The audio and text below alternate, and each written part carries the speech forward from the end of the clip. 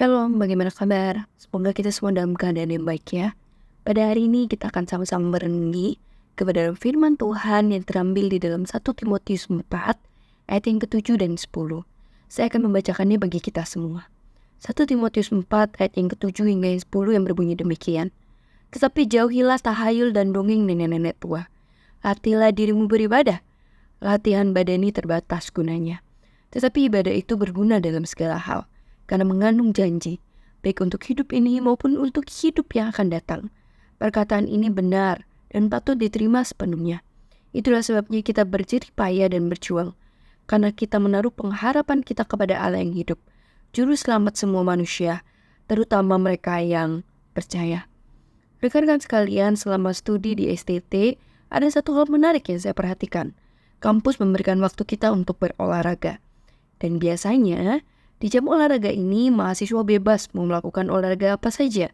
Banyak dari rekan-rekan mahasiswa yang mengikuti olahraga hanya untuk sekedar memenuhi kewajiban. Ada yang benar-benar berolahraga untuk membentuk tubuh yang indah. Ada yang berolahraga untuk sekedar jalan cantik sambil ngobrol-ngobrol manja dengan teman. Ada yang berolahraga untuk menjaga kesehatan dan kebugaran, dan alasan-alasan lainnya. Olahraga dilakukan untuk mencapai tujuan-tujuan tersebut. Begitupun dengan disiplin rohani yang seharusnya kita lakukan. Disiplin rohani juga merupakan sarana untuk mencapai sebuah tujuan, namun tujuan yang jauh lebih besar. Rasul Paulus mengingatkan Timotius dan jemaat Efesus untuk melatih diri dalam beribadah. Penekanannya bukan sekedar pada latihan badani, seperti diet makanan sehat ataupun pelaksanaan hukum Taurat yang ketat, melainkan dengan melatih tubuh kita sedemikian rupa untuk belajar mengarahkan hati dan pikiran kepada Kristus. Latihan ini dapat berupa puasa, membaca firman, berdoa, dan berbagai bentuk disiplin rohani lainnya. Disiplin rohani menolong kita untuk memiliki kebiasaan atau gaya hidup sebagai anak-anak Tuhan yang patut selalu diingat. Disiplin rohani adalah sarana untuk bertumbuh, bukan sekedar ritual ataupun rutinitas tanpa tujuan. John mengatakan, murid-murid Kristus sejati adalah orang-orang yang sengaja mengatur hidup mereka agar dapat bertumbuh di dalam segala hal ke arah keserupaan Kristus. Dasar dari disiplin rohani adalah hati yang mengasihi Tuhan. Disiplin rohani tidak akan menjadi kewajiban yang menekan jika kita sungguh-sungguh memiliki hati yang mengasihi Tuhan.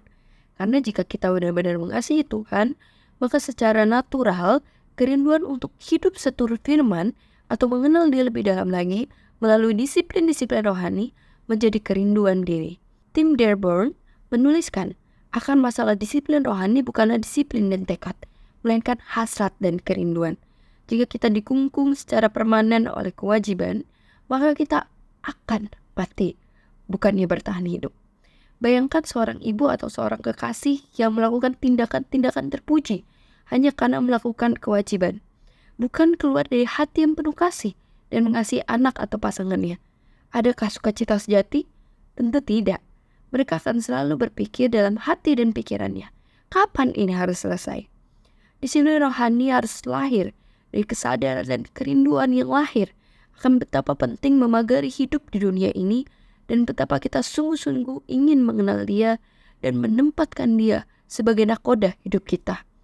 Fungsi disiplin rohani bukan cuma memulihkan hasrat kita yang mengendur, tetapi juga membebaskan kita untuk lebih leluasa mengasihi Tuhan. Apakah kita sudah benar-benar melakukan disiplin rohani yang benar-benar lahir dari rasa cintamu kepada Tuhan? Apakah kita masih melihat disiplin-disiplin rohani sebagai segudang aturan yang menekan? Kiranya Roh Kudus menolong setiap kita untuk mampu mencintai diri dengan sepenuh hati, sehingga kita rindu untuk disiplinkan olehnya melalui rangkaian disiplin-disiplin rohani yang kita lakukan. Amin.